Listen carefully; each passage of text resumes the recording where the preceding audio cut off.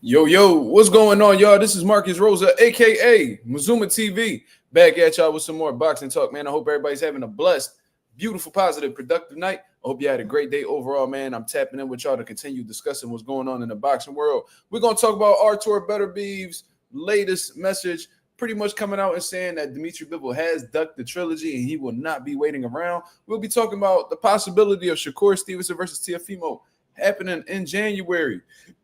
And then, of course, we're going to get into the possible confirmed opponent that Jaron Ennis will be facing next. You see what I'm saying? Then, of course, we're going to get into some open boxing topics. You feel what I'm saying? Shout out to everybody that's in the building thus far. If I could go ahead and hit the like button. Let's get the algorithm on the up so the people know that Mazuma TV is live. You see what I'm saying? Shout out to everybody that's in the motherfucking building, man. Shout out to the nation in the mob. We on the road to 4K. We well into that 3,100 mark. About to hit that 3,200 mark in due time. You feel what I mean? We feeling good. We definitely feeling good. Almost ain't make it to this live. God damn, I overslept and somebody didn't wake me up. But anyways, we definitely going to get to it. Shout out to everybody that's in the comments thus far. We got a bunch of comments rolling in already. Forever Dedicated said, Mark, thoughts on Tank deactivating his socials? Are you surprised? Not informing the fans what's up. I really don't care. Next. Smoochy, what's going on? Smoochy, what's going on? Simba Boxing in the building. Definitely hit the likes, man. We ain't going to cost you nothing to show a nigga some love. You see what I'm saying? Calm-minded, what up? Everything's well, bro. It was a regular day. Get my son tomorrow. You feel what I mean? Get haircuts and all that. It's going to be a good day tomorrow, hopefully. Go 787, what up? God bless you, brother. Thank you. SOB TV. What up? Coffee Plant in the building. As always, that boy Coffee Plant don't miss a day. The day that Coffee Plant misses a day, I'm going to be highly concerned, man. Shout out to the boy Coffee Plant. AJ86 in the building.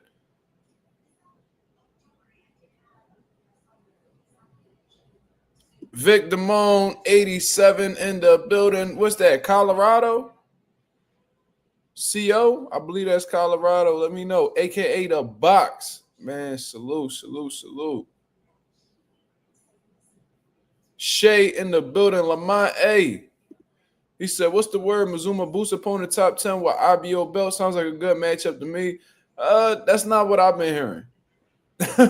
That's not what I've been hearing. But, you know, like I said, we're going to talk about it, man.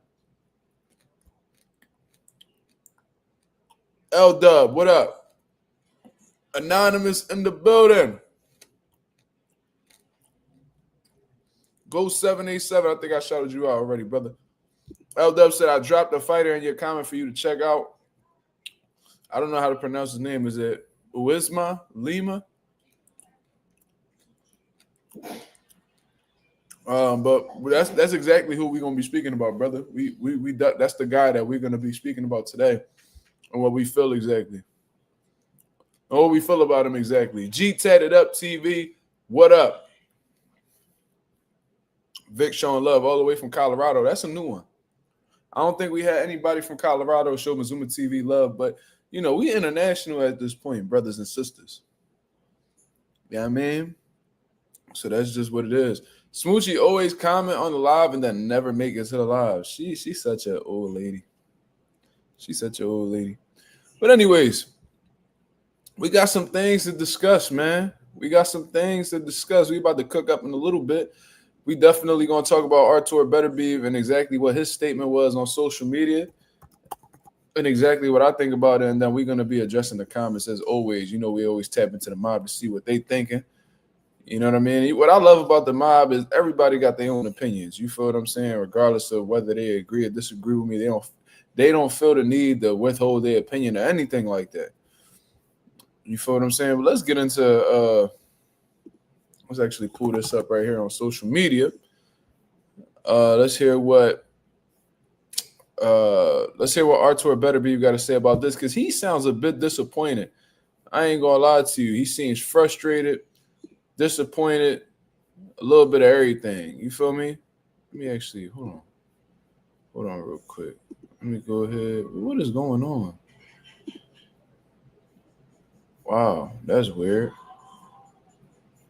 I just lost the whole John.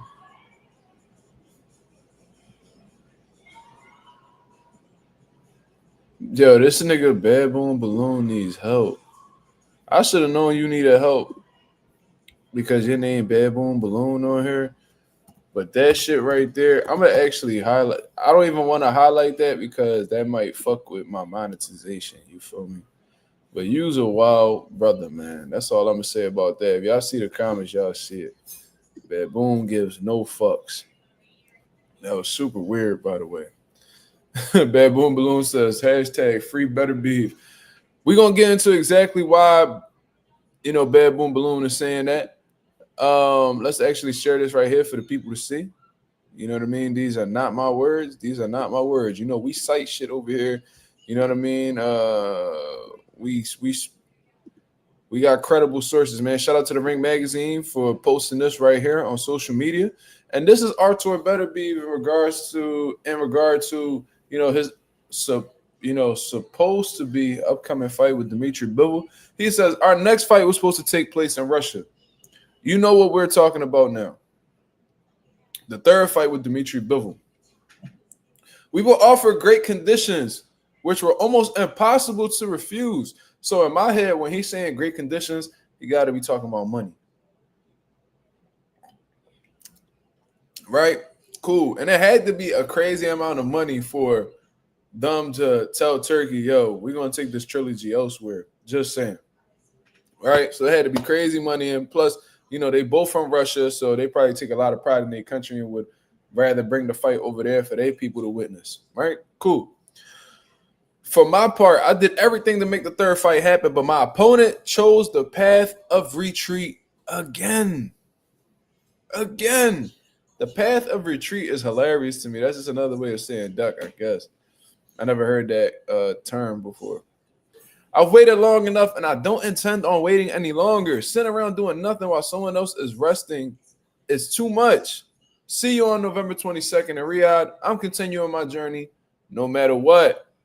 So that's Artur Beterbiev's thoughts with the whole Dmitry Bivol trilogy situation, right? So what do I take out of this situation? Well, for one, I kind of want to fall back and wait for Dmitry Bivol's opinion on this whole matter because, there's obviously two sides to a story. And I never want to be the type person to just jump out the window and automatically assume that somebody's ducking. I haven't heard Dmitry Bivol's, statement in reply to this post. Let me actually check out Dmitry Bivol's social media to see if he said anything about it. Because it looked like he got some he hasn't posted anything on social media. But he has some things on his story. He hasn't said anything at all, actually. He posted somebody by the name of Black Bivol, which is interesting.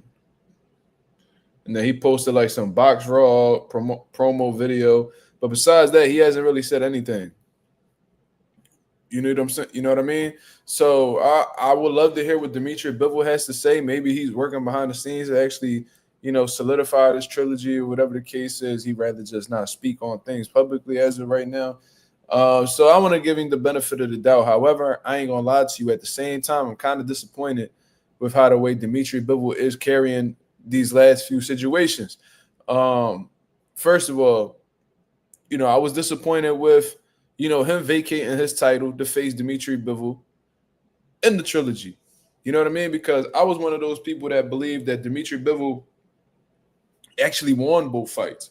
I know the reality is that the first fight, Artur Beterbiev won on paper, so it is, but it is. It's 1-1 at the end of the day. However, I didn't really care to see the trilogy again. Both fights were exciting. If we got the trilogy because there was no other options, cool.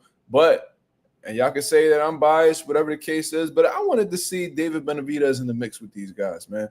He's a young, hungry, up-and-coming, I guess former champion. Prior to him getting Dmitry Bivol's WBC title, he was a young, up-and-coming, hungry lion in the division, just waiting to get his opportunity to prove that he's the best in the division. And he did he took all the proper steps necessary to, get in position to fight either one of these guys. You see what I'm saying? So I'm like, all right, bet. You know what I mean? David Benavidez, Bivol. Let's see this happen. The WBC puts David Benavidez in position to become Dimitri Bivol's mandatory. And to be honest with you, I didn't think that Dimitri Bivol was going to duck that fade. I thought that he was going to be like, all right, let's fulfill this mandatory real quick and then jump back into the Artur Beterbiev fight. That's what I'm thinking, right? But to my surprise, Dimitri Bivol actually vacates the title. You know what I mean? I think that Turki Al-Sheikh had a lot to do with that, to be honest with you. I think that he influenced Dimitri Bivol to make that move, to stay in his good graces, because let's not forget, Turki Al-Sheikh had put out a post pretty much giving Dimitri Bivol an ultimatum. He gave him a whole ultimatum like, yo, man, like, listen, my mind could change tomorrow, or minds change every day. Also went on to say how, I'm like the one who looked out for you. I'm the one that put money in your pocket. You know what I mean? Like, don't go against the grain with me, because that could be a hurtful decision on, career-wise for you. And pretty much put Bivol in a situation where he actually had put out a statement saying that, you know what I'm saying, like, Turki Al-Sheikh is a part of his team, blah, blah, blah, and, they're going to work together and all this. And then he ended up vacating the title. So I didn't really like how the way he went about that whole situation. You feel what I'm saying? I think he kind of went out like a sucker. And there was a lot of people who gave Dimitri Bivol the benefit of the doubt and saying that, oh, this ain't a duck. The trilogy, he has to abide by the trilogy. It's 1-1, so he got to do the trilogy. All right, cool. But I told you at the end of the day, it's technically a duck, because regardless of, you having a fight in front of you or whatever, it wasn't like you had to fight the dude. And I could tell that he didn't have to fight the dude, because fucking Artur Beterbiev just moved on so effortlessly. It just lets me know that they're not really locked in contract-wise to do any type of rematch. And even Turki Al-Sheikh came out and said, yo, I didn't really care to do the trilogy. That's a fact. I didn't want to do the trilogy. I just, I had my word. I wanted to stick to it. So Bivol has done back-to-back things that disappointed me, in all honesty. I didn't like the fact that he vacated his title to avoid that fade with David Benavidez. And I'm thinking, but I gave him the benefit of the doubt, but I'm like, at least he's going to fight Artur Beterbiev again. Now it's looking like he doesn't even want to be a part of the Artur Beterbiev trilogy. So it's like, you vacated your title to fight You vacated your title when it came to fight Benavidez. Now it seems like you're not even too optimistic about facing Artur Beterbiev at this point. He literally on social media talking about you chose to retreat. So it's like, what is Dimitri Bivol's next move? I don't really understand what's going on. Are you looking for a tune-up? Are you looking for a charity bout? What is it exactly that you're doing? Who is more deserving than Artur Beterbiev or David Benavidez? Who's more deserving? What is the better move in comparison to both of those guys? I'm very interested to see what it is. Are you moving up in weight? Are you waiting for a Canelo opportunity? Are you waiting to see Canelo and Terrence Crawford? And if Canelo beats Terrence Crawford, are you looking to get that fight? What is it exactly that's going on, brother? I'm confused. I'm not understanding the move that's being made here. Somebody needs to talk to Dimitri Bivol and get some, clarification, because as of right now, man, I really don't understand what's going on. I really don't. Bad Boom Balloon says they gave Benavidez an ultimatum too, to either stay at 68 or move up to 75, with no guarantee that he gets a Canelo fight if he stays at 68. David is literally too good for his own good. It seems like a gift and a curse at this point. It seems like a curse at this point, man. Like, David Benavidez is improving each and every fight, but he just cannot seem to get the fights that he's looking for. He's beating like the competition that comes right before those champions, and he's doing pretty well. He's going right into the smoke, man. Like, what was it? Caleb Plant, Demetrius Andrade, Alexander Vosdick, David Morrell. He's on a great run right now. He's about to go into a fight with Anthony Yarde, who's he's only lost to top guys like Sergey Kovalev. I think he lost to like London Arthur or whatever, but he got that back. You know what I mean? He lost to Artur Beterbiev. You see what I'm saying? So That's a sturdy, I guess you could say, vet at this point. But let's not forget, he was trying to face Callum Smith, and for some reason, Callum Smith wasn't with the shit. So Anthony Yarde had to step up to the plate instead. David Benavidez just seems like he's being fucked over by the politics of boxing consistently throughout his career. And it always seems to happen when he's on the cusp of fighting those big, legendary, monumental fights for some reason, man. Anthony Durrell's another one, L-Dub. Yep, I remember that one as well. That's how he reclaimed that WBC title. You know what I'm saying? So actually, I forgot about that one. L-Dub, shout out to you.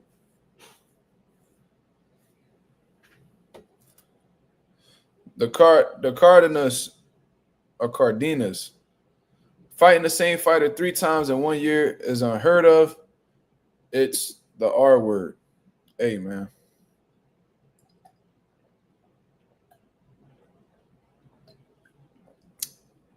I was one of the people that came on here and said, "Yo, let David Benavidez get the winner of this second fight." And when I came out here and I was saying, "Yo, David Benavidez ducked Dimitri Bivol," no, sorry, the opposite. When I said Dimitri Bivol just ducked David Benavidez, I put out a whole video. You can go on there and say it right now. You know what I'm saying? Nah, he didn't. He didn't duck Benavidez. He's about to fight Artur Beterbiev. Okay, now what? Now what? Y'all gave him the benefit of the doubt and said that he was going to fight Beterbiev. Beterbiev out here talking about this nigga escaped. They said that he retreated from the fight. It's like he led Beterbiev on. He told Beterbiev, yo, you know what I mean? Let's step away from Turkey Al-Sheikh, man. We both Russian. Let's make this fight happen in Russia. Let's make this last fight happen in Russia between us, man. And Beterbiev telling you, yo, we were offered great conditions, so the money, or whatever else came with it, was impossible to refuse. Beterbiev did everything. He agreed to everything, and his opponent lost his pen. This is crazy.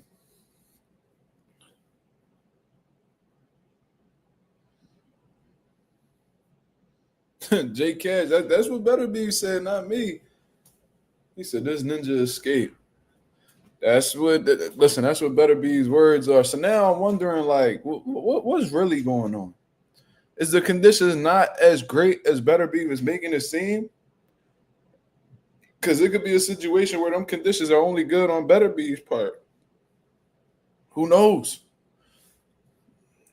But now it's starting to look like, just based off of what's going on right now, Bivol has made, since he's become undisputed, has made terrible moves in back-to-back situations, vacating one title to avoid fighting David Benavidez for the moment, and now seeming to avoid the Artur Beterbiev trilogy at this point. So now what?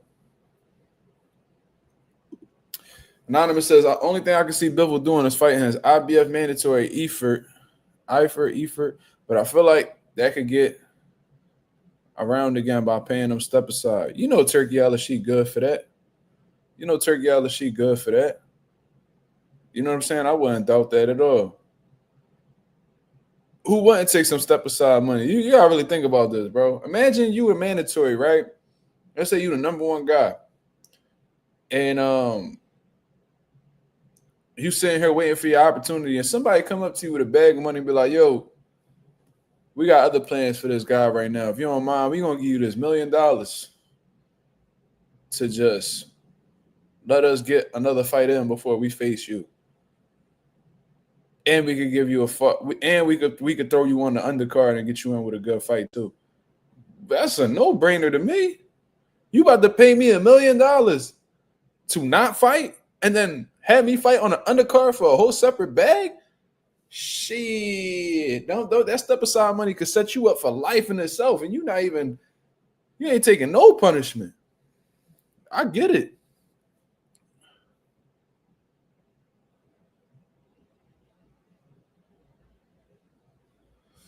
J Cash said, bro, I agree with Beterbiev, and you know I rock with Bivol. What the fuck is bro planning? He trying to win the Canelo sweepstakes one more time.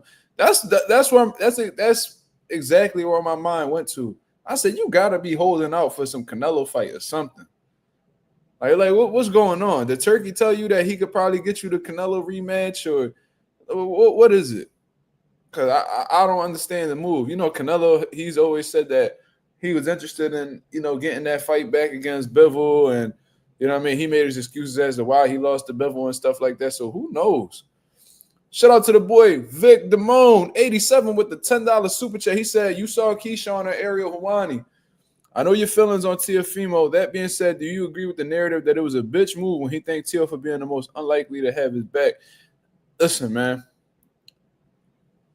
Bitch move.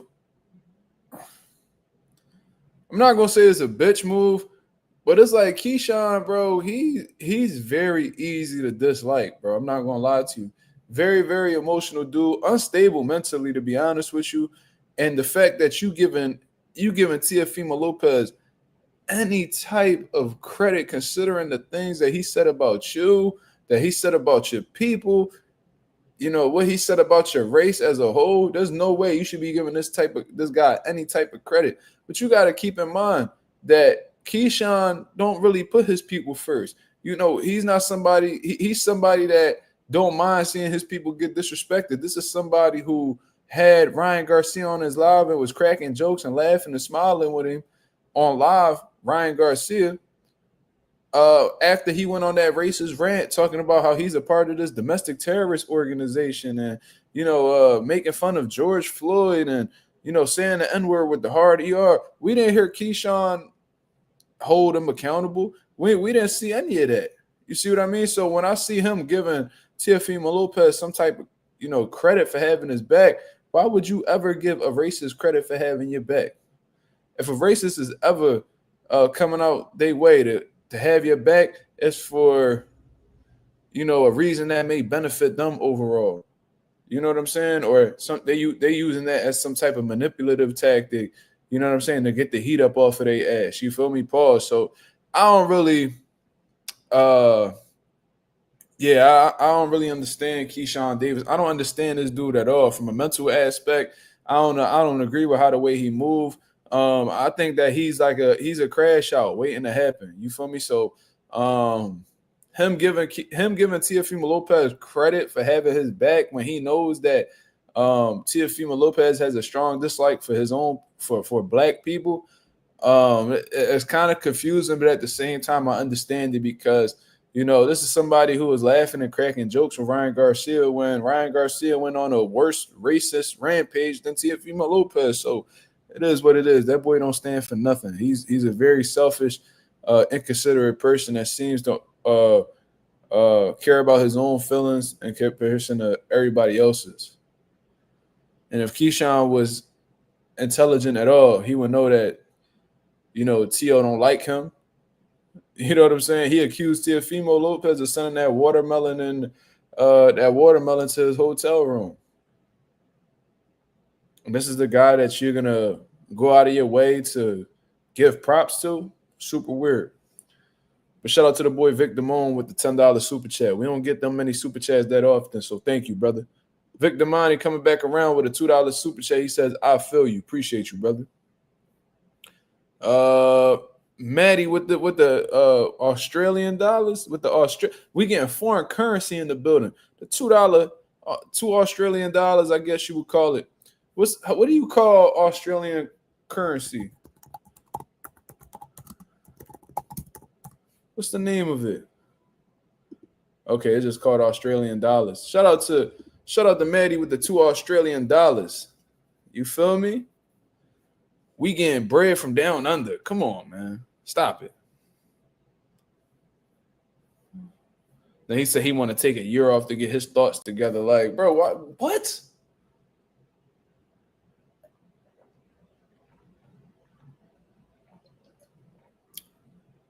If I'm not in the right headspace, I'm not fighting. There you go. One of these fucking, you know, guys that struggle with mental health and they just want to use that as a reason to not be in the ring. Whatever. Go 787 said facts. You need to stand on some morals. And from what I've seen from Keyshawn, he got none. That's obvious. That's obvious. I like how he speak on fatherhood and spending time with his son. Y'all know I'm big on that. Y'all know I'm big on that. There's nothing that I put before my son. I don't give a fuck what it is. Money, career, whatever.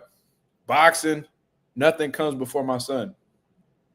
So I appreciated that. But at the same time, it's like, I hope you don't teach your son the shit that you getting into. You feel what I'm saying? I hope that your son's better than you. Because the way that you moving right now, I would hate to have another person. I would hate to see you create a person who moves like that. You know what I'm saying? R3 in the building. Yo, I seen Bivol meet up with Eddie Hearn. Makes me think Bivol might fight his IBF mandatory or Callum Smith. Do you think Benavidez or Beterbiev will be left on the sidelines? I mean, that's what it's looking like. That's what it's looking like. He already left Benavidez on the sidelines and gave up his title to leave him on the sidelines. Beterbiev, they was in the middle of negotiations and all of a sudden he don't want to fight him no more. So, of course, he left both of them on the sidelines. You know, and if that's the case, Benavidez and Beterbiev should just fight each other. They should just fight each other on November 22nd. Me personally, that's what I would have did. I'm like, oh, okay, y'all both available. How about you have Beterbiev and Benavidez fight each other November 22nd? Boom. That's a big fight for Benavidez, right? Then you can just have Deion Nicholson fight Anthony Yard. That's what I would have did. Shit, I'm like, all right, let's flip this around. Now we got an even better card. Let's get it popping. For real, for real. Shout out to Maddie. J Cash in the building with the $5 super chat. He said we showing love and holding all ducks and racists accountable. Absolutely. Absolutely. That's a beautiful comment there. Shout out to the boy J Cash, the money man. I appreciate you, brother. Justin Jackson said, y'all put these boxers at a high pedestal when it comes to what they say. The fuck that mean? Can you elaborate, brother? Ain't that what ain't we supposed to hold men by their word, brother? Ain't that what we supposed to do? You gotta let me know what you mean by that, Justin. We not supposed to take a man for his word. Is that what we doing? I hope that's not what you're trying to say, brother. You gotta elaborate. Before we get into this next subject, I want to know exactly what Justin Jackson mean by that.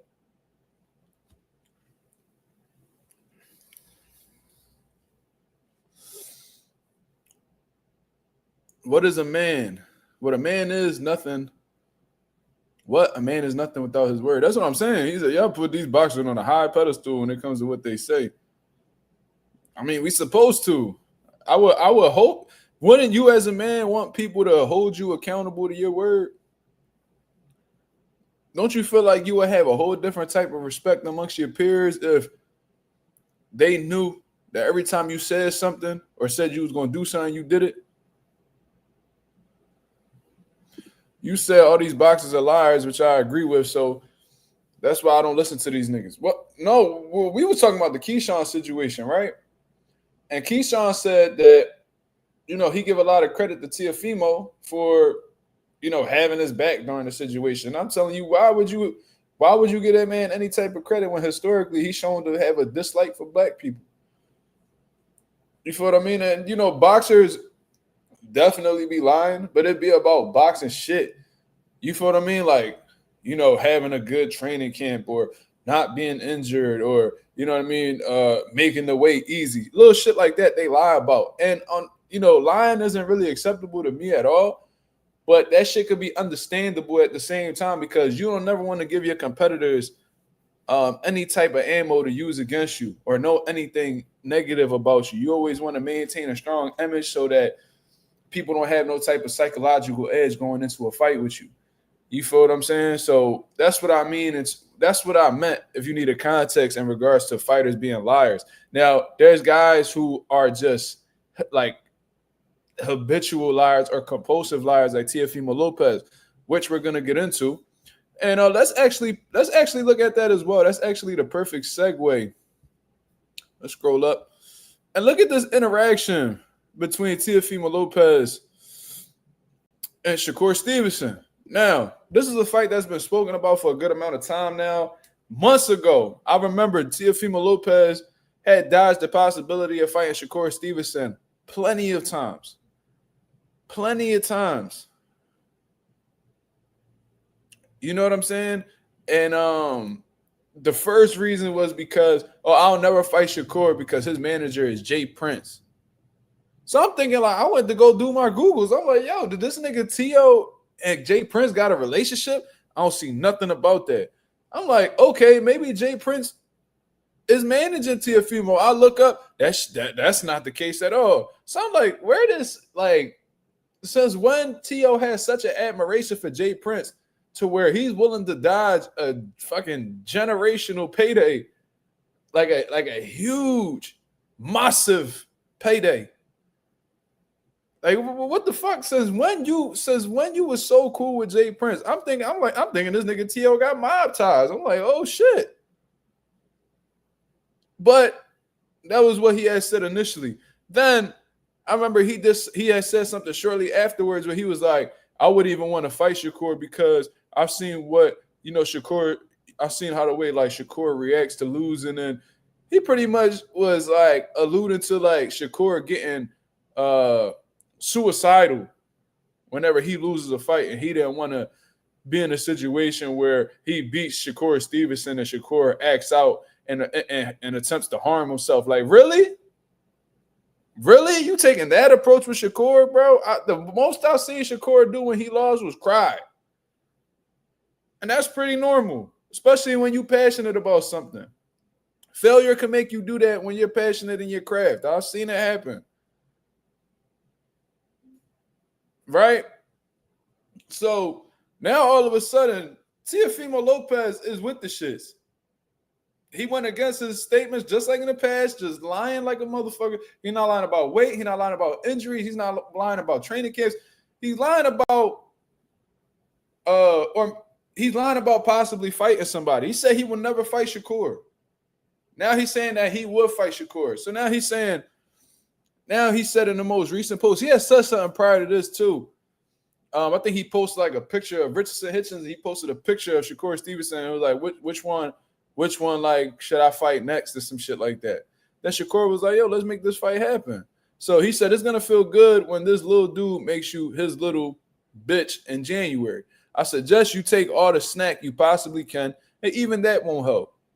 So here goes Teofimo Lopez buying into the whole snack situation and all that, just feeding into all the things. And now he's pretty much insinuating that Shakur Stevenson is on performance enhancement drugs. Let's just keep it 1,000. That's sucker shit, to be honest with you. And I wonder if Teofimo Lopez has ever done any business with Snack. Let me take a look, because I wouldn't even be surprised at this point. Has Teofimo Lopez ever done anything with Snack? I have no clue. I don't see him with anything that has to do with Snack on, so I'm going to just say no.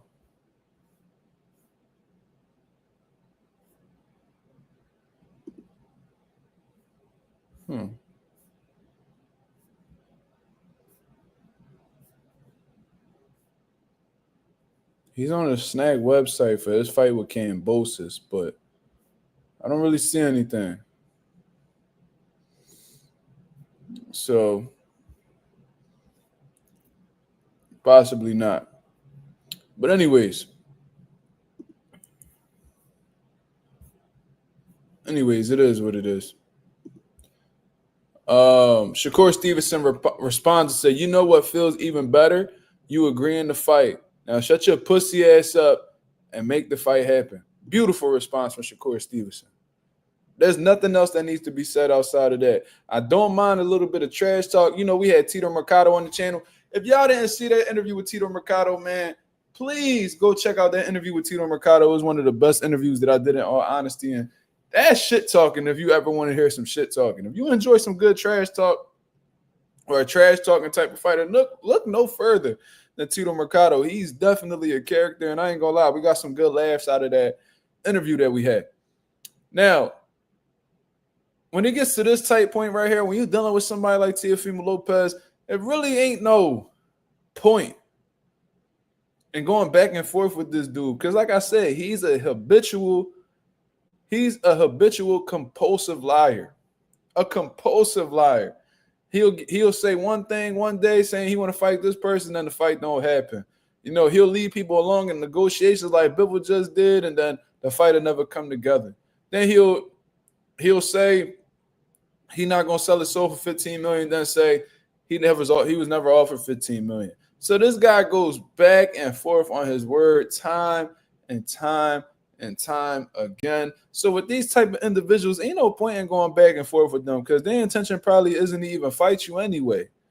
You see what I mean? Let's just keep it 1,000. How the way Teofimo Lopez be acting, I remember this dude that said shit like, I'm not fighting. I remember he said, I'm not fighting tall fighters anymore.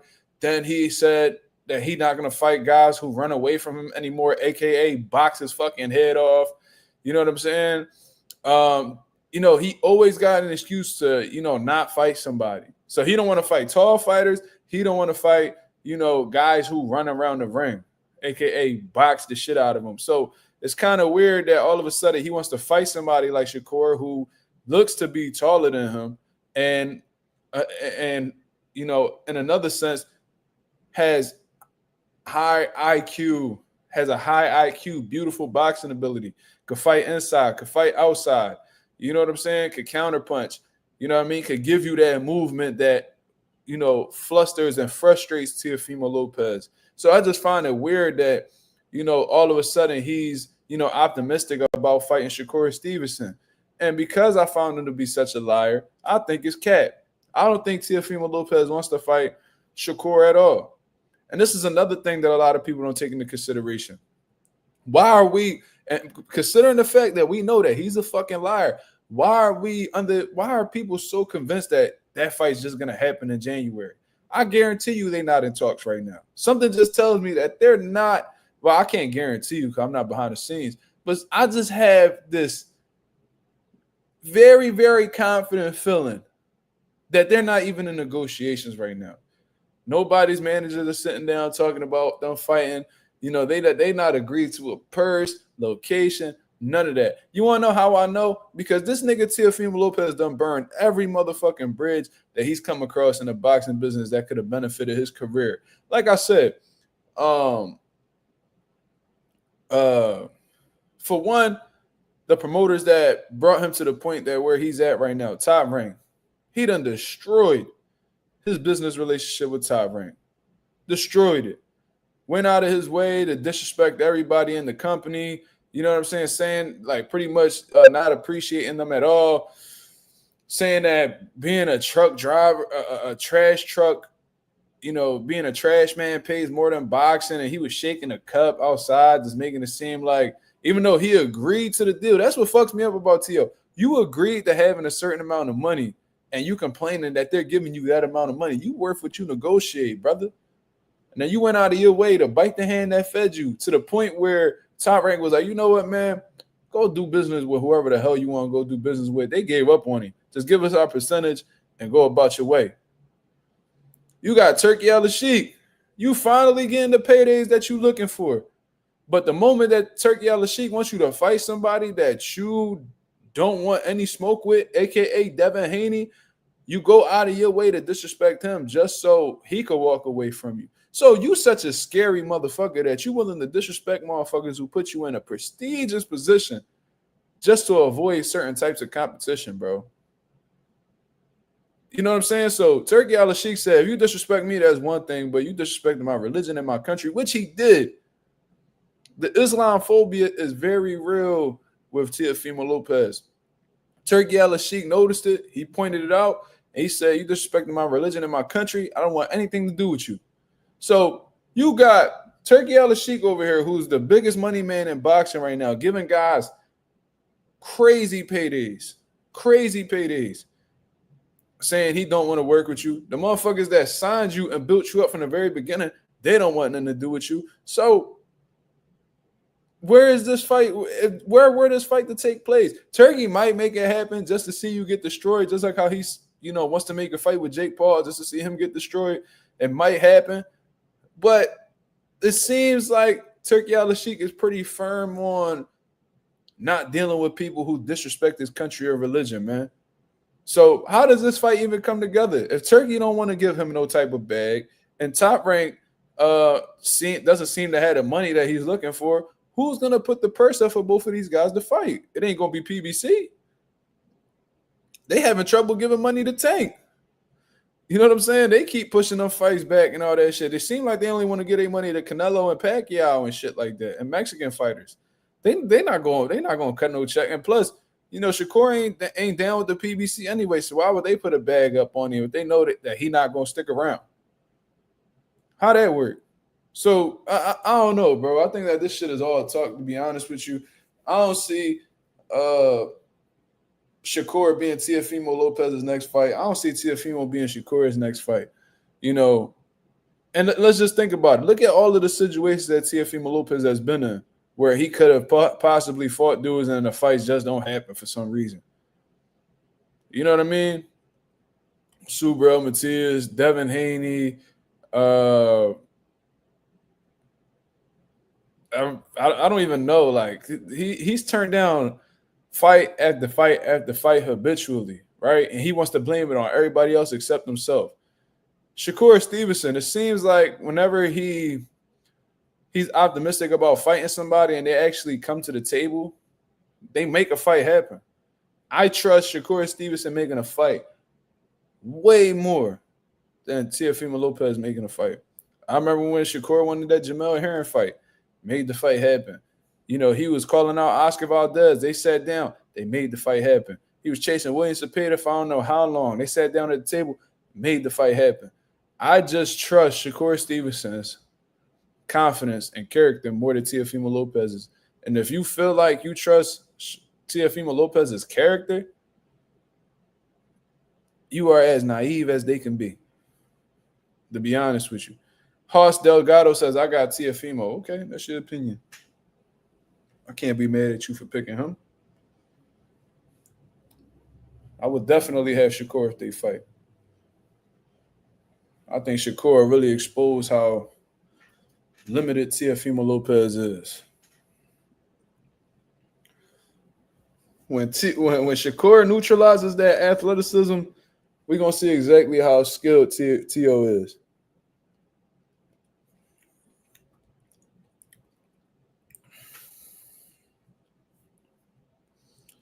Raul Teo definitely done burn bridges. R3 says, is it true that Shakur Stevenson turned down Devin Haney at 35? I heard he was offered 25% and a chance to fight for Undisputed. Well, I recall that situation, right? And I think that what Devin Haney was trying to do was, now, this is what I personally believe happened. I think in Devin Haney's mind, he already knew he was going up to 140. Them struggles, I think that struggle to get down to 35 done really got to Devin, so he was just looking to get the fuck up out of there. Shakur was hooting and hollering, acting like he wanted to fight and shit like that.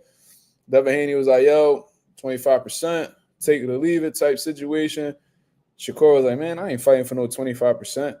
And I think he attempted to go to the WBC route to mandate the fight to happen so he could get a bigger purse percentage. But then by then, I think Dev was just like, oh, well, you must not want to fight then. That, you know, he just moved up and vacated his belts. You feel what I'm saying? I don't know. That was a weird situation, but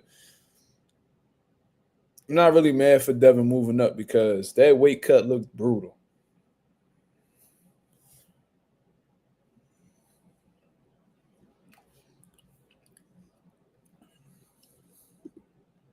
That loss to Kambosos was a fluke. He was going through a divorce. Hoss, are you T.O. Senior? Because I know T.O. Senior be watching my page. Or are you may be T.O. himself, or you may be down low nose boxing? You gotta let me know which one you is, brother, because that don't even sound right. The shit that, like I never heard of a loss being a fluke. Every time I've ever seen somebody lose, they lost.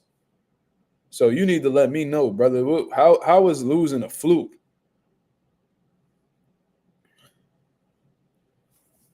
You need to let me know how a loss is a fluke.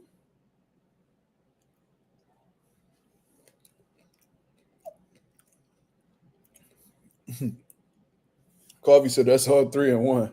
Them niggas, they taking turns typing on the same account.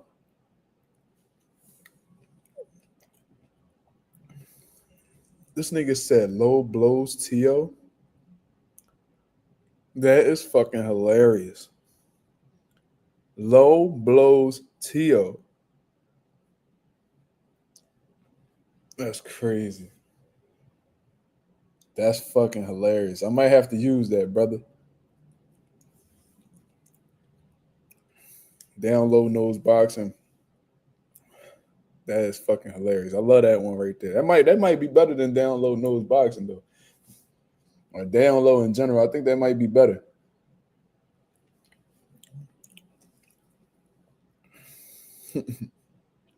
That might be better than down low. But R3 says, who do you want to see Tito Mercado fight? What do you think will be a great test for him to get closer to a title shot?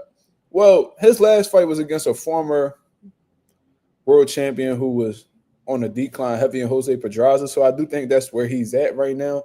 I think Tito Mercado needs to like get in there with like some sturdy vets that could get him some good rounds. You feel what I mean? He is ranked number 14 in the IBF in the last time I checked. So, you know, he's a legit contender at this point, but he's, you know, just coming out of the prospect phase, I guess you would say. You know what I mean? He's a low-ranked contender at this point right now. So in the meantime, I would like to see, and I know this might be a little bit of a, you know, Tito Mercado didn't necessarily agree with me in this sense, but, you know, a fucking Regis Prograde, Jojo Diaz type guy, you know, either one of them, I think that'll be I think Jojo Diaz could give Tito Mercado some rounds, probably go the distance with him, to be honest with you. Yeah, Jojo Diaz was on a decline. He's over the hill, whatever the case is. But at the same time, that's a former world champion. Look like he still got some gas in the tank. And Tito Mercado, he should consider them type of fights. You know what I'm saying? I think it'll be wise for him to get those type of rounds, you know, before facing like the top contenders and stuff like that. You feel me? Like he beat some sturdy vets like Hank Lundy and stuff like that. Nakatila, you know, those type of guys. He's been passing with flying colors. I've seen all the fights. Way before he signed with Matchroom, I was privy to who he was. But like I want to see him in there with some guys who will give him some rounds so he can continue polishing up as a contender in the division. So when he gets to that world title shot, he'll be more than ready.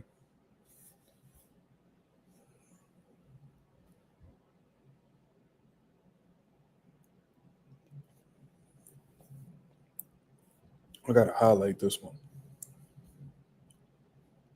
I gotta highlight this one. I think I'm gonna keep this up for the rest of the live. That was legendary, right? That was a classic moment on Mazuma TV right there. Low blows Tio.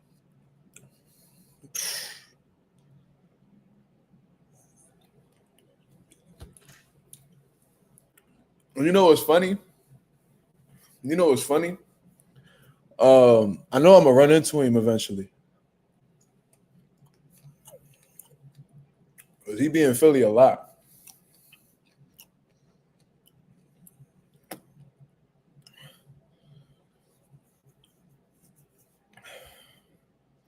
R3 says, what do you think about Tito Mercado versus Jermaine Ortiz or Elvis Rodriguez? Those are both good fights. Tito Mercado versus Elvis Rodriguez, I would love to see that. You know what I mean? But Jermaine Ortiz could fucking fight. So that's a tough. Jermaine Ortiz is a tough fight for anybody. If I'm a part of Tito Mercado team, we knocking on Elvis Rodriguez's door for sure. That'll be a great win for Tito, and I think Tito could beat Elvis. To be honest with you, Elvis is strong, but he definitely get hit.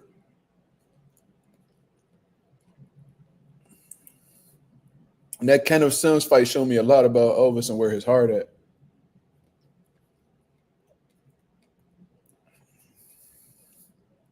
And I'll tell you this, if Tito stops Elvis, that'll be impressive.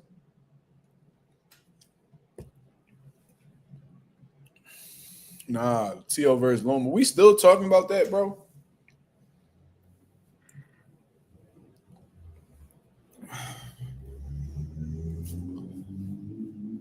Mercado versus Baev. That's another good one. Baev strong as shit. Yeah, nigga, that like T.O. beat Loma during the lockdown, cuz. Like that's when COVID was like prominent. Like, that's what I'm sick of hearing like these old ass wins.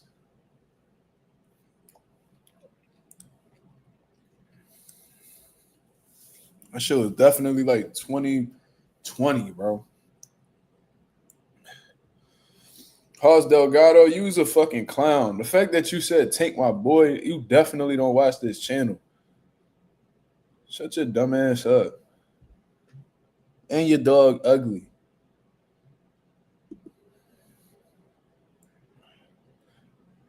Shut your dumb ass up if I take your dog to Manny Pacquiao pop, nigga.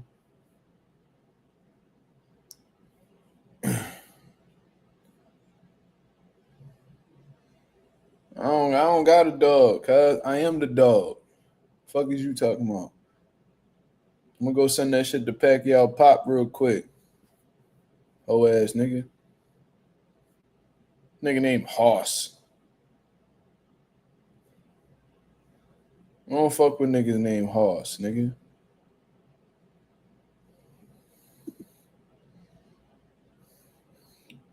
Chef Josh said, yo, chefs, didn't you say something in my comments recently?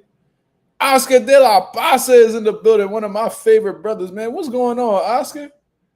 My boy Oscar he be going incognito, but when he come around, it's always lit, man. Shout out to the boy Oscar De La Pasa in the building. What's going on, man? Put them bird emojis in the chat, Oscar. Put them bird emojis in the chat, brother. Woo!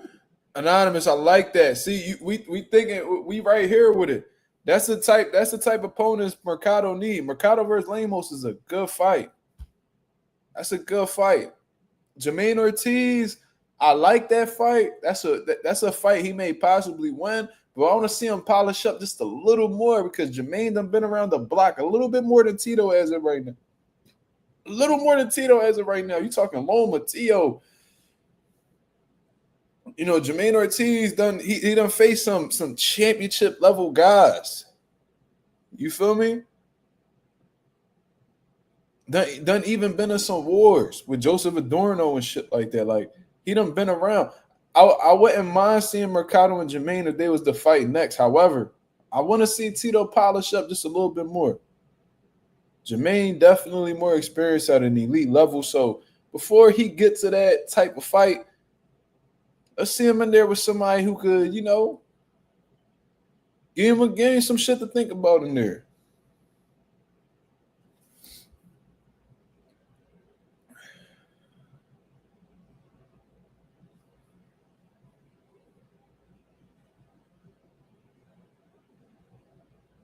I said we betting on what fight. Nah, Chef, that's not what we was talking about. Nah, Chef, you commented on my page recently. Let me see. You was on my noties. You was on my notifications. Let me see.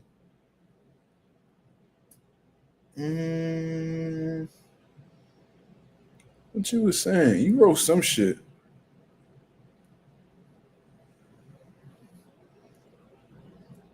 Oh, you had wrote earlier today. What other opponent is he gonna have Arthur fight if there's no trilogy? So this is the thing, Chef Josh. I think there's plenty of contenders at light heavyweight right now that Arthur could fight. That Arthur could fight besides Deion Nicholson, to be honest with you. And they probably would take it. But you know, it is what it is. I ain't gonna dwell on that. Feel me? Shout out to Chef Josh. You said Sam Noakes is a live dog versus Abdullah Mason. I mean, for sure. For sure. Sam Noakes is definitely dangerous. But like I said, when you really assess Sam Noakes and you watch his fights, all his knockouts look the same. You know, his approach seems to be the same with every fighter he got. So I'm not going to necessarily say that he's one-dimensional because I don't know too much about him. But at the same time, it seems like a lot of his damage is done at close range. So Abdullah Mason needs to take that game away from him. Make Sam Noakes adjust and, attempt to do damage in a different way. You feel me? Because it seems like that's like his his approach each and every time. I think that if Abdullah Mason keeps a strong jab and feints, on Sam Noakes, I think that that'll really disrupt him and discourage him from finding a way, or at least frustrating him and not, having him have trouble finding a way inside and just running, keeping him at the end of those punches, bro. Keeping him at the end of those straight shots and, building combinations off of the jab. I think he could break Sam Noakes up and stop him, to be honest with you.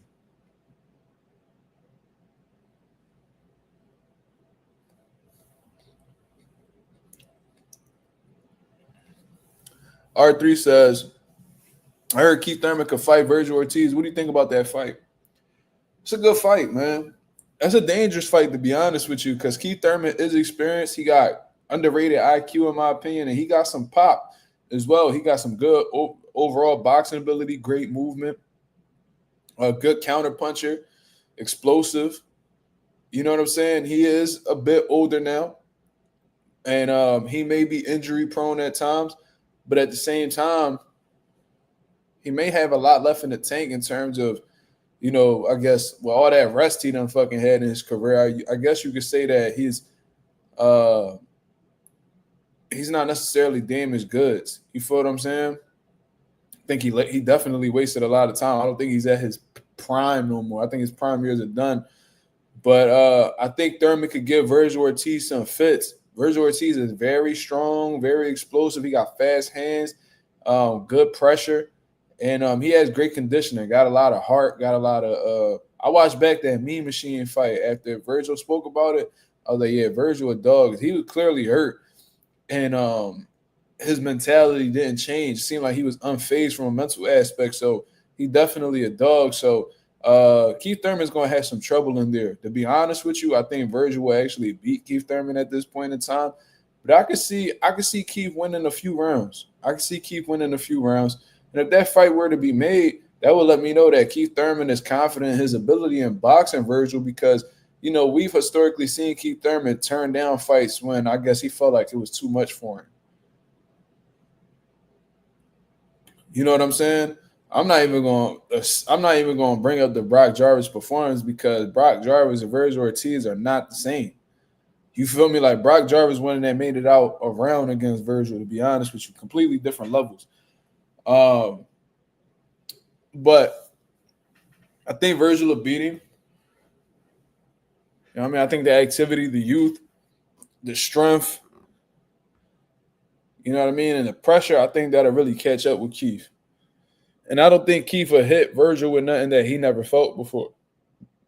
Just me personally, that's what I think.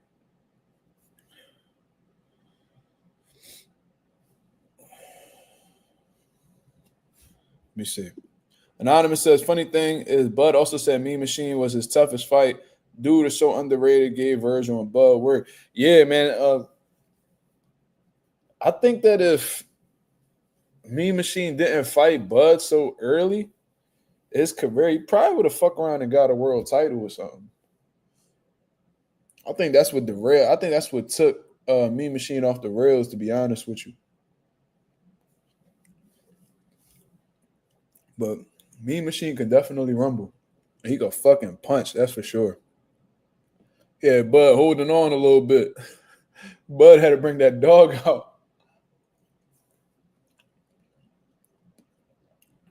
Who, Keith ducked? I don't duck nobody's son on one time. Shit. Come on, Dank Father. You know better than that. You know better than that, man.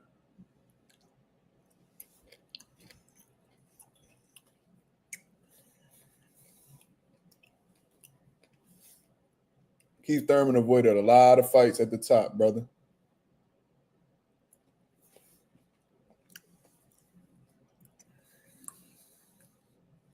Brock Jarvis is a damn bantamweight like some years ago. I can't accuse, of course. You know what I mean? Motherfuckers are sending YouTubers lawsuits now and shit. But Brock Jarvis is very suspicious to me. Very suspicious. You know, from being that low of a weight to being at 154 and being absolutely shredded like that, mind you, your chin ain't carry up with you, brother. That's how I know you're not really built for that weight. But the fact that you got up that big and you like carry that weight so well, that's very suspect to me.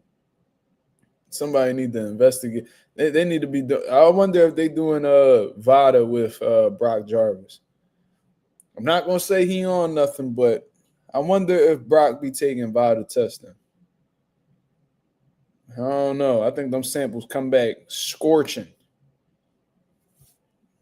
And typically, when I'm suspicious about somebody, I be on the money, bro.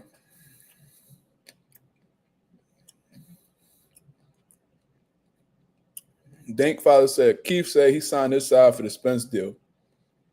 Spence ain't been motherfucker ain't boxing 2 years. First of all, how about when they were both at the top of the welterweight division? How about when Keith Thurman was a unified champion, Earl Spence was on the come up? He didn't want to give Earl an opportunity. You know what I'm saying? When Bud first got into the division, he didn't want to give Bud an opportunity. He shot down both fights around that same time period. Correct me if I'm wrong.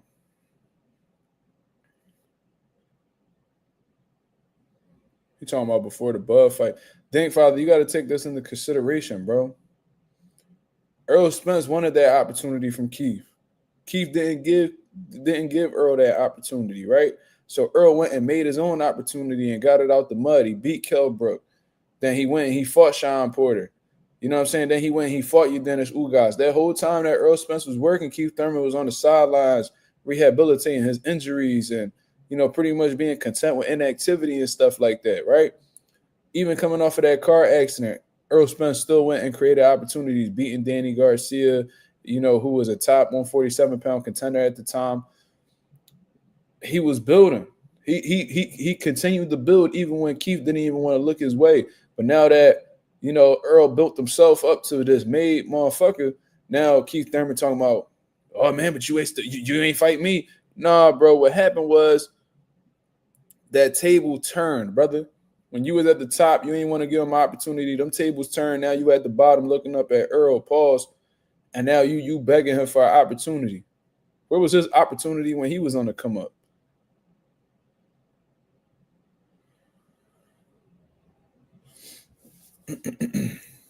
Shout out to the boy Chef Josh in the building.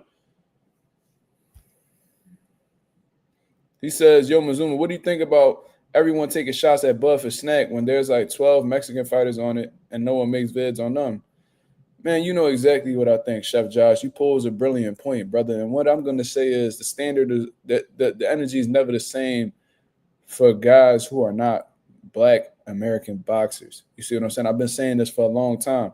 Shit like this is always a reminder how racist the sport of boxing is. You know, Floyd Mayweather wasn't the only one saying that boxing is still racist to this day. I've been saying that on multiple occasions. When I bring it up, oh, man, you just playing the race card, bro. It's so evident. It's so evident. You know what I mean? I didn't hear nobody saying Mikey Garcia, and he's one of my favorite fighters ever. I love Mikey Garcia, but he was a snack fighter. The whole Earl Spence training camp, he was in them snack facilities working out, doing blood tests and all types of shit. I ain't hear nobody criticize Mikey and he was moving up 2 weight divisions, just like Bud is now. I didn't hear nobody say Mikey was on the juice. Never. You know what I'm saying? And he put on some weight. But, you know, Terrence Crawford, you know what I mean? He's at his own training camp. He's not at these snack facilities. He's at the UFC institution, you know, putting in work. He's in Colorado Springs putting in work. He got his own strength and conditioning coaches, all that shit. But what they want you to believe that Terrence Crawford is fucking with some type of performance enhancement drugs because he's dealing with Victor Conte. Okay. But y'all the same motherfuckers that defended Ryan Garcia when he has a history of doing business with snack. Right? Ben Rodriguez, ain't he with snack? That's one of my favorite fighters. Y'all know I love Bam. I met Bam. He signed my glove. I love him. Love how the way he fight. One of my favorite fighters. And might go down as one of my favorite fighters all time when it's all said and done. I don't hear nobody criticizing Bam for being a drug cheat. The standard is always that the energy is never the same for black fighters, bro. Never. Let me see. Black fighters are under attack, bro. Black fighters are under attack, and they always have been since the early times. Whether we talking about Tom Melanu, whether we talking about Jack Johnson, Muhammad Ali, Joe Louis, Larry Holmes is, they hated Larry Holmes. Who else?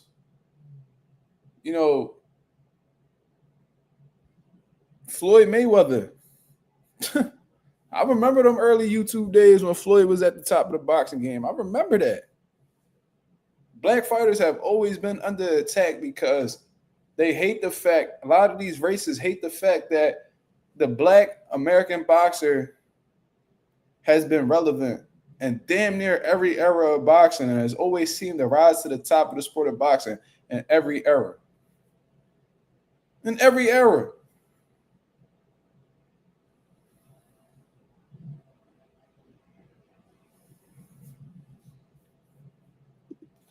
T said the energy for black fighters in this situation is never the same. Black fighters are the ones black people are the ones hating on Bud. Well, that's what you call coons and sellouts, brother. Don't use the coons and the sellouts to represent black people, brother. We got black fans that celebrate black fighters. Don't get it misconstrued, man. You see what I mean? Don't mistake the black fan with the coons and the sellouts that's over here pushing false propaganda to appease a certain fan base or narrative, brother. Please, you should know better than that. Teach. You should know better than that. You know, there's a lot of these channels that are black people that don't give a fuck. Don't put their people first. You know what I mean? They sell out their people. They throw their people under the bus any opportunity they can because they feel like their money is with appeasing the other side. You know that, man. These black people that you're speaking of never criticize Ryan Garcia or Teofimo for their racist comments.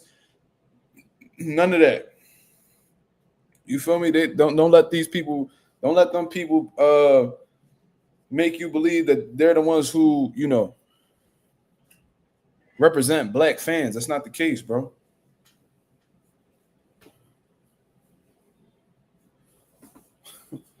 Derek said, good thing I'm not black. I'm just ugly. That's fucking crazy. Look at his profile pic. That's the maestro, by the way. That's one of my fighters in the building. He just trolling. Yeah, man. Tease, don't let them fuck with your head, bro. Trust me. Don't do that. Let me see. I wanted to address this previous comment. Keith beat Garcia and Porter before Spence did. True, but Keith Thurman was at that time the man, and Earl was still on the come up at that time. You know what I mean? Like I said, them tables turned, and then shit. You could say that what Spence did was probably more.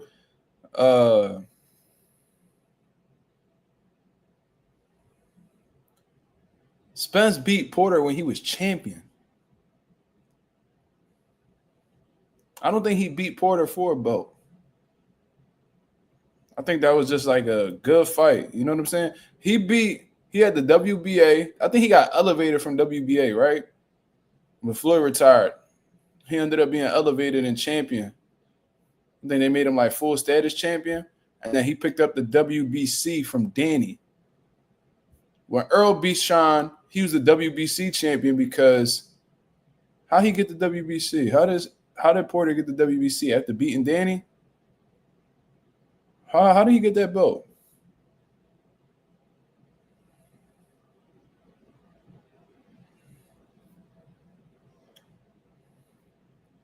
I don't remember. But yeah. So Porter and I don't believe that Porter beat Danny. I'm one of them people that thought Danny won. But regardless, Spence actually beat Porter when he was champion for one, and then he beat Danny coming off of that car accident, where everybody thought he was done. He was against all the odds and still dominated Danny Garcia, bro. Yeah, beat Danny more convincing than Keith Thurman did coming off of a car accident that people still hold over his head to this day.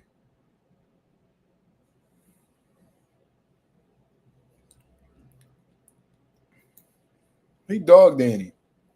And Danny wanted to wait until 10 seconds in the 12th round to let his hands go against Earl.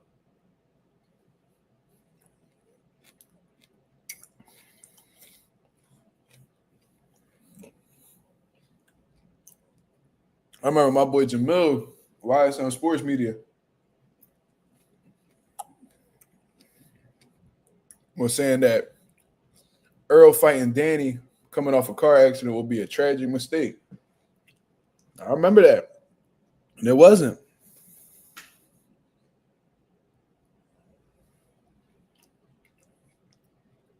Yeah, I mean, so there's that. So let's actually get into. Let me see what's going on right here. Let me see where I could pull this shit up at.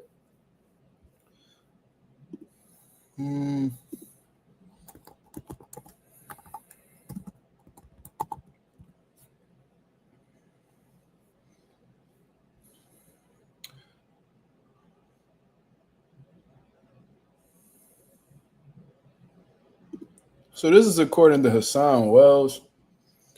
I don't know how valid this is. From the people that I talked to, is definitely not definite. Definitely not definite.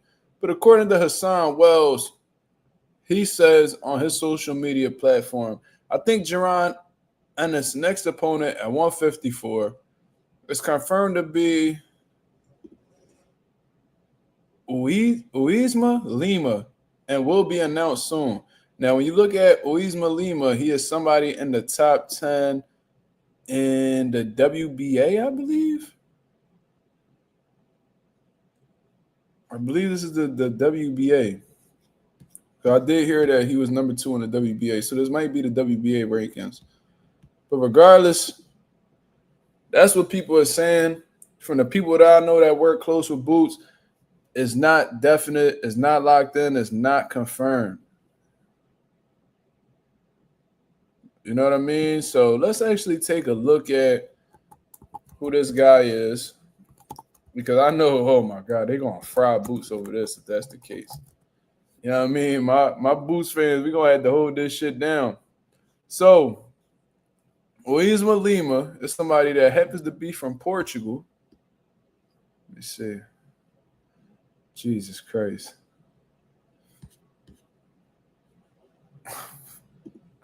All right.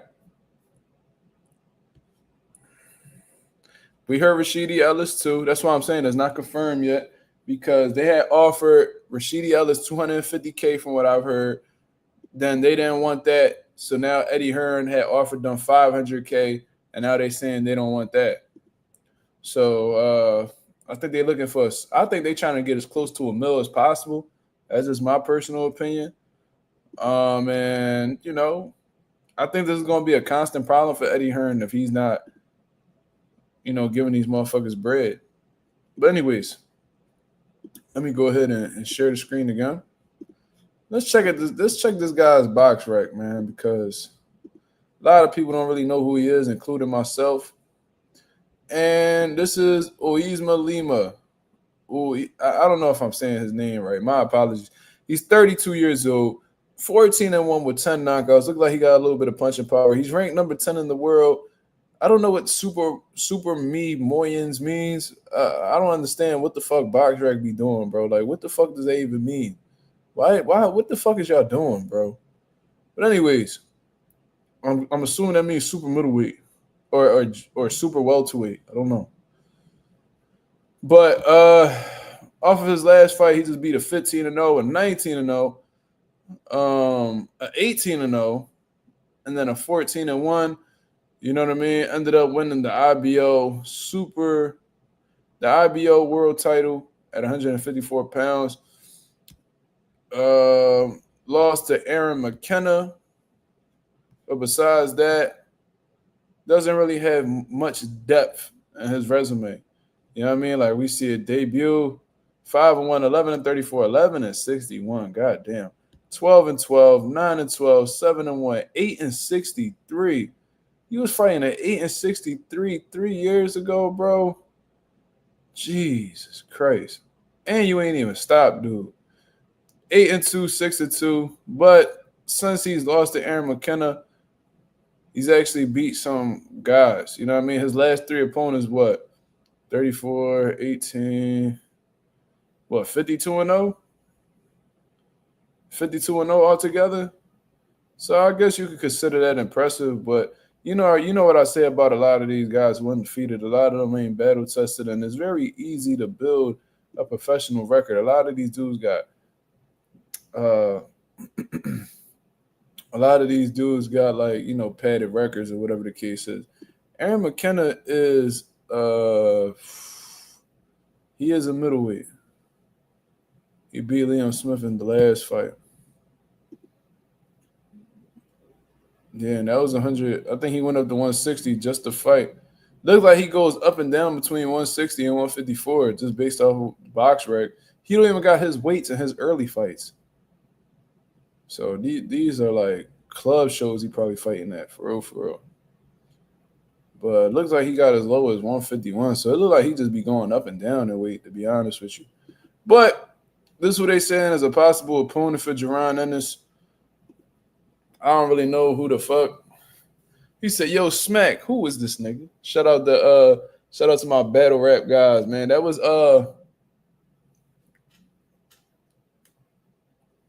he from St. Louis. What was his name? Young Ill.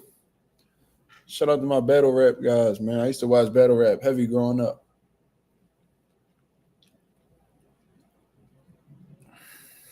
Abel Mendoza is threatening Floyd Mayweather's record. Stop it. Even if he hit 50-0, brother,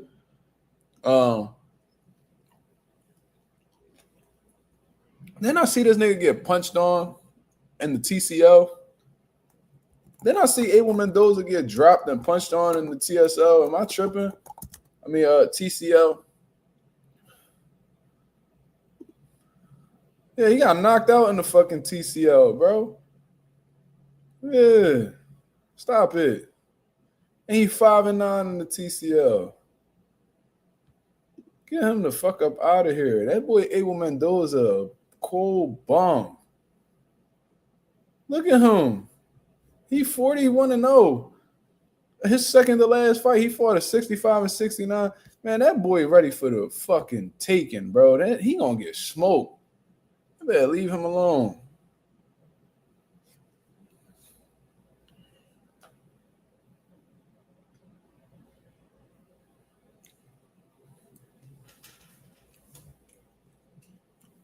Bro, if I'm lying, I'm flying. The TCL was initially proposed to us. The TCL, that whole concept of the TCL was presented to us first. And we were supposed to be the ones that, was responsible for training the Philadelphia Smoke. Things ain't work out business-wise, though, so they went in a different direction. But that was supposed to be us. And the TCL, they had offered me some crazy money, and I turned it down because it included me. It included me traveling while my son was on the way, and there was no way I was going to miss my son being born. So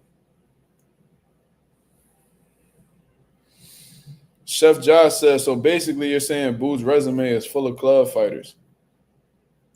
When you're on the come up and you're not being backed by, a big promoter, shit like that going to happen, brother. You need to stay busy, right? Abel Mendoza versus Tito Mercado. Oh, my God. Tito would pack him with the quickness. with the quickness, brother.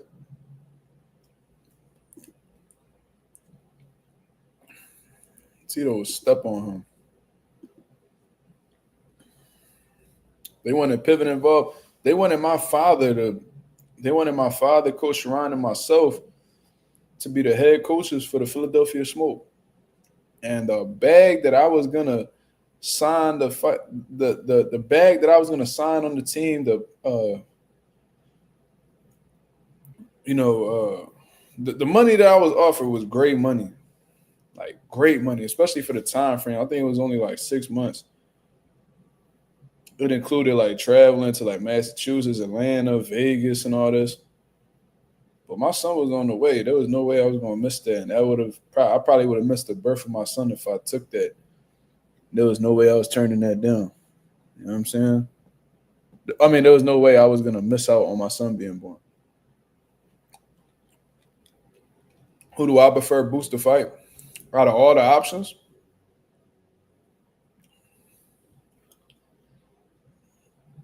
based off of everything I've been hearing, because I heard even Blair Cobbs got sent the offer. I don't know if that's true or not. Um,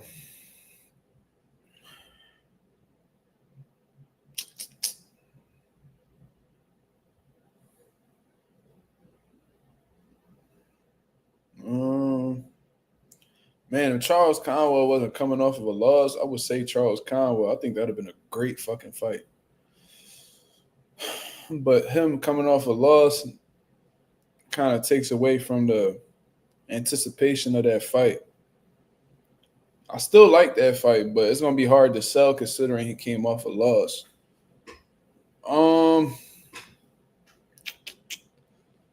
Josh Kelly, I guess.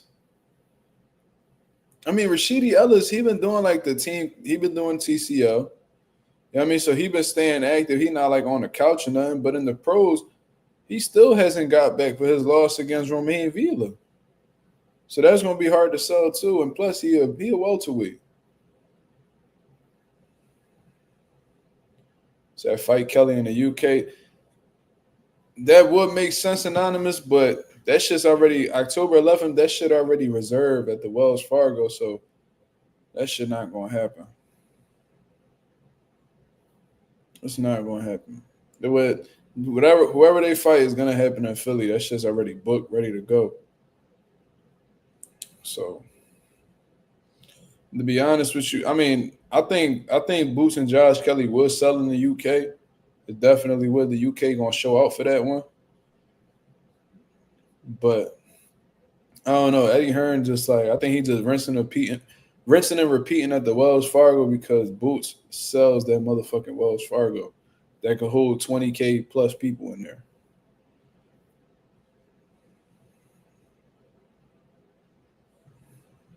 Yep. Yep. Yep. Yep. So this is who this guy is. Am I excited about this fight? No. But I guess if Boots fights this guy, he could probably grab an IBO title, I guess. I don't know, bro. I don't know. I'm just sick of talking about it at this point. I just need to see Boots could lock in a fight and just get this show on the road because you know what I mean? I want to see this dude just get in there with these 154 guys already and make a statement against them because the Jaron and his disrespect is crazy. I'm not gonna lie. It's like Boots. I'd have never thought Boots would be getting this much hate, bro.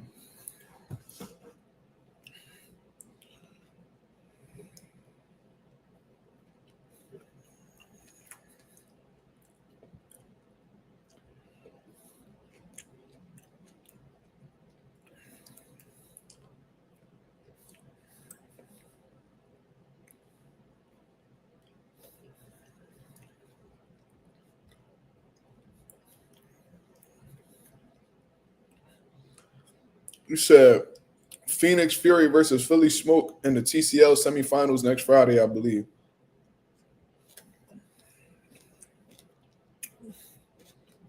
Is it going to be in Phoenix?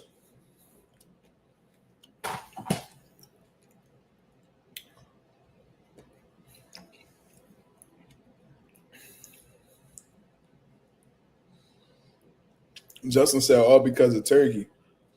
Yeah, Turkey was tripping, bro. Like, he's like the fucking biggest hypocrite, dog. Like, if I would have respected Turkey Al Sheik like opinion if every fight he's ever done was just all big fights, or if he never did a tune-up a day in his life. Oh, all right. But you consistently showing to do tune-ups with guys that you have bias with. You feel me? So it's like, have you done big competitive fights? Yeah, you've done a whole bunch, and I'm grateful that you've done that, brother. But it's at the same time, it's like you saying you're not a charity and you're not doing this, like you're not doing no tune-ups. Bro, you've done it on several occasions, and I've exposed a few. So it's like you just went out of your way to disrespect. Yeah, definitely shout out to Germantown. Shout out to Uptown. Man, I used to live right up the block from Uptown, bro. And I love being around there. I'm not gonna say why. I think you guys can make a good guess as to why I like being in Uptown. If you know, you know. Chef Josh, you might know what I'm talking about, brother.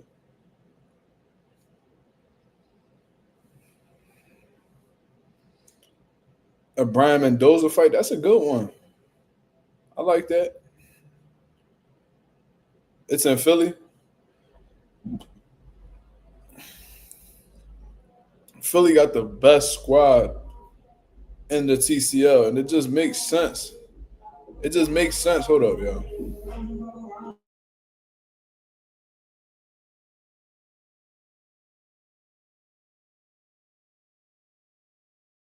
Niggas ain't copyrighting me. Dumbass Puerto Ricans.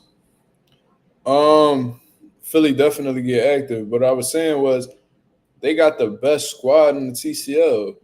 Bro, Philly got the I'm trying to tell you, Philly is like the best boxing city in the country. And I'm not saying that because I'm from here. Bro, we got demons from the fucking amateurs all the way to the pros. Wait till y'all see this kid named Salim Bey, bro. I'm gonna bring him on the channel. I'm gonna bring him and his pops on the channel. Salim Bey, absolute monster. When he touched the pros, I don't think you disrespected Boost. Who said that? You entitled to your opinion, brother. It's like, bro, I ain't about to be one of these channels that just be, no, baby, you wrong, man. If we got a disagreement, I'm gonna speak on it. But like, I ain't about to be pressing niggas for feeling how they feel. You know, I ain't about to sit here and be acting like I'm happy with this lineup of opponents, neither. That's what I'm saying. I can't wait until this shit is over so we can actually see these big fights happening. Salim Bey cold. Salim Bey is a monster. He gonna that kid gonna be a world champion. I'm confident in that. And he not the only one. We got a bunch of kids in Philly right now that's running these national tournaments up like it's nothing.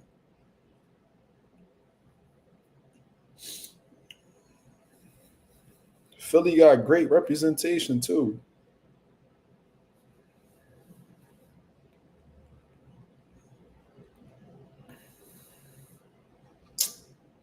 He said anybody who's involved in the amateurs or competes amateur knows Salim, bro. Facts. Beast.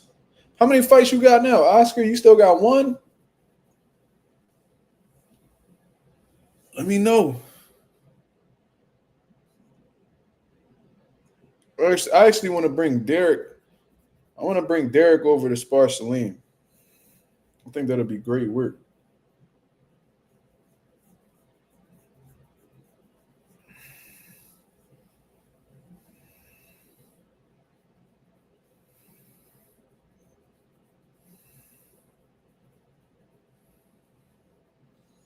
Like I know we got Vegas, you know what I'm saying, but a lot of motherfuckers they move to Vegas. I'm talking about like homegrown talent. Philly really be competing with other countries. Shit, facts. We is a small city. Philly's not that big. Go look at how many people's in Philly. It's probably a couple million. Probably, I don't know. But bro, and I heard Greg Hackett say this, and it's a fact. Bro, Philly is a small city in all of Pennsylvania. And we be going up against states. Man, Philly ain't better than Texas. Nigga, what? You know how big Texas is? You comparing this small ass city in the southeastern part of Pennsylvania to big ass Texas? Okay, you got two. When your next one, man?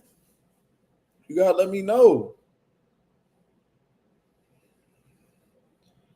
Send me some footage, brother. I could send you some pointers, man. Philly be going, yeah, bro. Salim Bay be going over there to them different countries and be dominating them tournaments. I got this kid, bro, that he's improving very well. His name is Joshua Ramos. Joshua, they call it's not Joshua, it's Joshua Ramos. He lost his first fight. It was close. It was a split decision. But his last fight was absolutely phenomenal. Once he tune up that defense a little bit and get a little bit more experience with that amateur setting, that kid's going to be special.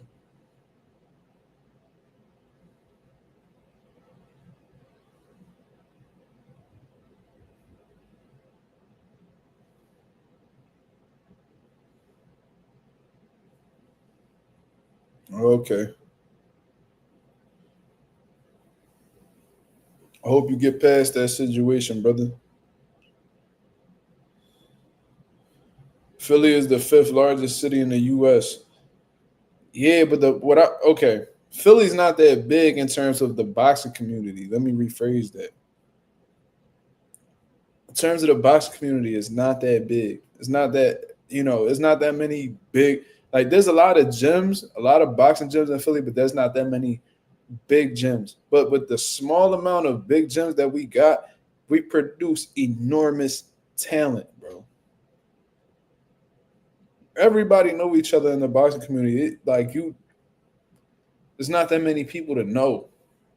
But the fact that our community is so small in Philadelphia, and Philly's not boxing's not the biggest sport in Philly. The fact that we generate this much talent, have historically had the champions that we've had throughout these years, these eras, very impressive. Ohio definitely got some great talent. They've always produced great talent. Michigan as well.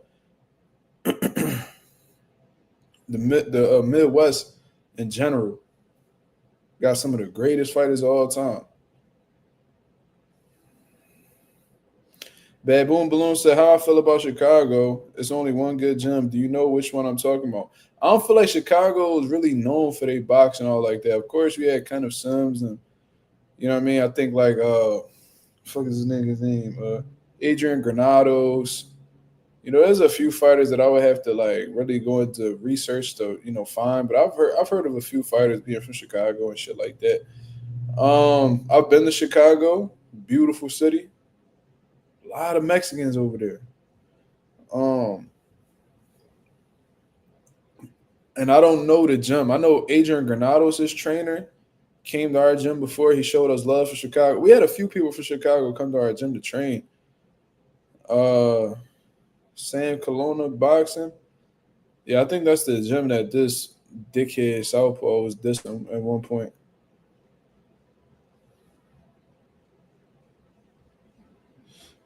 Crazy. Minnesota only got weak ass Caleb Truex, one time champ. I met Caleb Truex, bro, in LA. Man, the fact that Caleb Plant ain't stopped Caleb Truex, bro, I told y'all on my son life. No, I don't even play like that when it come to my son. After he weighed in with Caleb Plant, he needed assistance going up the steps. Dead man. Caleb Truax was a dead man. And Caleb Plant was schooling Caleb Truax. He was talking all this big shit to Caleb Truax. He get in the ring with Caleb Truax, bro. They boxing. This nigga Caleb Plant mouth open in the sixth round. I'm like, oh, come on, bro. This nigga Caleb Plant got the lungs of a fucking honey badger. Like this nigga got the lungs of like a I don't know, bro. He got the lungs of like a 600-pound life patient. God damn. Like you tired off anything, bro. Shit was crazy.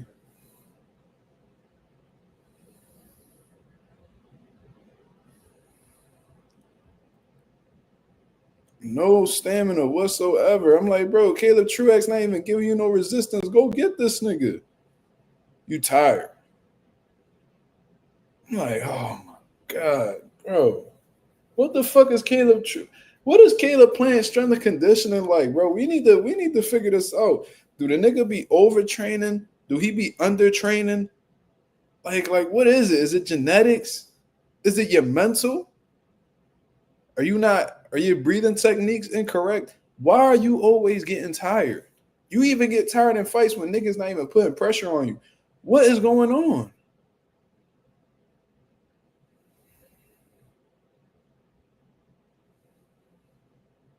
Yeah, that was bubble era. That was the era. That's when we was dealing with PBC the most because they was giving us all this free money. 70-year-old chain smoker. Yo, that was insane. Like, bro, how? Why are you always so tired? You could have really packed, bro. He could have put Truax on a highlight reel, bro. We were sent because COVID was so strict, right? That after our teeth made his pro debut on that card. As soon as our teeth won that fight, you know how you could stick around and watch the fights? No. We got to take you back to the hotel. As soon as y'all fight, we got to take y'all back to the hotel. Took us right back to the hotel. We watching the main event from our hotel room. And we sitting there watching. We like, yo, because we seen how the way Caleb Truax looked. Coming off the scale, they were like, yo, Caleb Plant about to cook Truax. And he was cooking him. But then it was like, bro, like, why the fuck Caleb just don't step on the gas? Like, what's wrong with him? Caleb Plant, of course. Why Plant not stepping on the gas? Bro, this man, Caleb Plant, sitting in front of Caleb Truax, mouthpiece showing. I'm like, is this nigga tired? I was like, oh my God. I don't know. Look, what Caleb Plant, one of the most well-respected fighters in the game. You know what I mean? He got a crazy backstory. There's a lot to like and admire about Caleb Plant, but God damn, bro.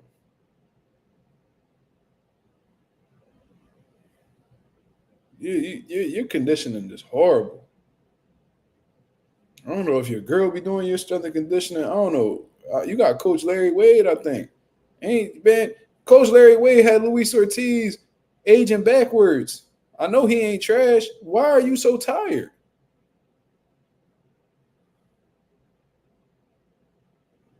Truax was a dead man. I'm telling you, the right opponent would have put Caleb Truax, would have put him. Jesus Christ.